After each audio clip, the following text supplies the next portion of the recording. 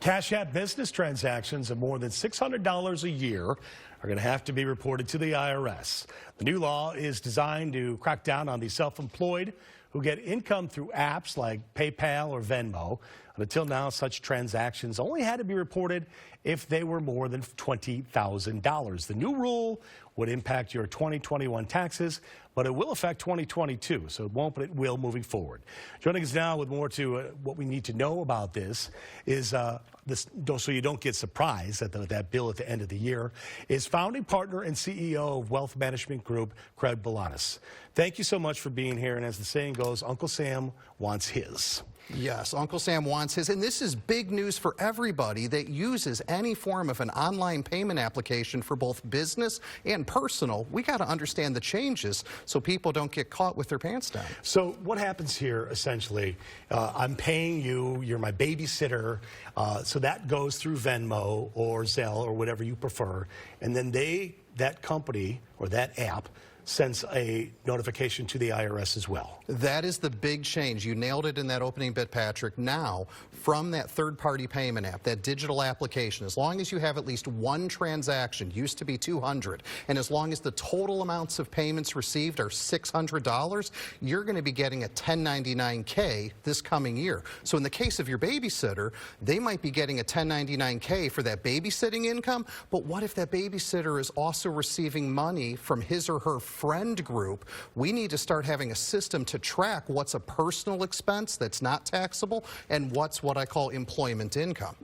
So assuming that what if it's somebody who is not filing independently, like, you know, an 18-year-old, a 17-year-old, and you fall under your parents' umbrella? Does that as well? So would mom and dad have to pay on something like that? Is that reportable income? Well, let me use my example. I've got two boys in college, and I don't think they write checks anymore. I don't even think they've touched cash or gone to an ATM machine. True. Everything is digital payments. And as they're sharing monies for their rent checks with their roommates, transferring payments for the burrito or whatever happens at the bar, I promise you that's going to add up to more than $600. They're going to get a 1099 for this 2022 tax season, and mom and dad are going to have to look at that when it comes in the mail and say, what do we do? Yeah. And that's why we're trying to create awareness for everybody on having great records and splitting your transactions between business and personal, especially if you're a part of the Great Resignation and working as a freelancer. So is that to assume that for gig workers and independent contractors that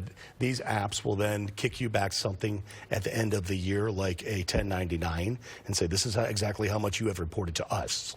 That's exactly right. And the key is that third-party transaction network is sending that 1099 to you for the total amount of payments you've received digitally, but they're also sending a copy to the IRS. So the IRS knows how much money you've received through those digital payment applications, and that IRS is going to use their matching program to see that the same amount is reported on the return. So my fear is a lot of people are going to have errors, many people are going to have omissions, and that can hold up people's refunds and filings coming into this next season. All right, this is gargantuan in nature. So is that to say that the IRS is going to, you know, uptick their audits, or they're just going to send you notification and say, hey, we know what's going on here, and here in good faith, we're going to allow you to pay us the money that we are owed? You know what? I think the IRS is just going to provide people notifications anytime there's a change in reporting. This isn't a change in taxation. You know, if you were working in that gig economy, hairstylist, babysitting, whatever it is, income always should have been reported, just a lot of people weren't. Or thinking about everybody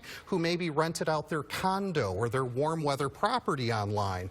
Bottom line here is get informed of the law change, create a strategy, understand how it applies to you and your unique situation, and then you'll be off to the races. So then you would have to as well be party to whatever they're sending to your son or daughter that falls under this umbrella, correct? So Dad, I've got news for you. The good faith has to be good faith. So they need to turn around and tell me, Dad, you know, this is what's been going on. That's right. And we've seen, I'll give you an example of that. There are so many young adults all over America, and there's nothing wrong with this, that we're, say, trading through Robinhood and a lot of online apps. And moms and dads all of a sudden are opening up the mail looking at these 1099-Bs. That's been an avalanche issue in the past. This 1099-K for digital payments will be the avalanche issue for this coming year. Okay. Are we missing anything?